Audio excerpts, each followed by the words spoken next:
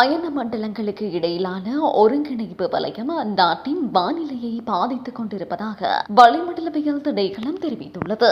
நாட்டின் பெரும்பாலான பிரதேசங்களில் பிற்பகலில் அல்லது இரவில் மழையோ அல்லது இடியுடன் கூடிய மழையோ பெய்யக்கூடிய சாத்தியம் காணப்படுவதாக அந்த திணைக்களம் அறிக்கையொன்றை வெளியிட்டுள்ளது.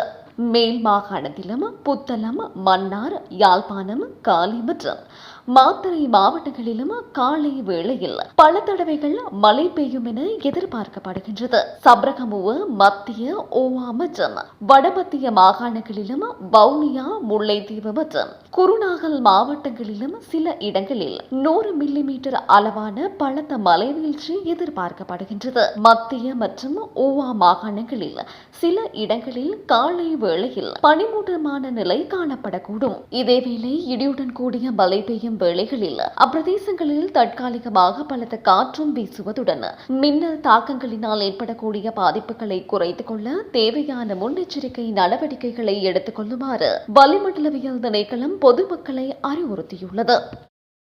ஜோசி தி க்ளோதிங் ஸ்டோர் சித்திரை புத்தாண்டை முன்னிட்டு முழு குடும்பத்தினருக்கும் தேவையான அனைத்து ஆடை அணிகலன்களையும் ஒரே இடத்தில் கொள்வனவு செய்யுங்கள். கொட்டாஞ்சனை, ஹட்டன் மற்றும் வெள்ளவத்தை புதிய கிளையில் இச்சித்திரை புத்தாண்டை ஜுசியுடன் கொண்டாடுங்கள்.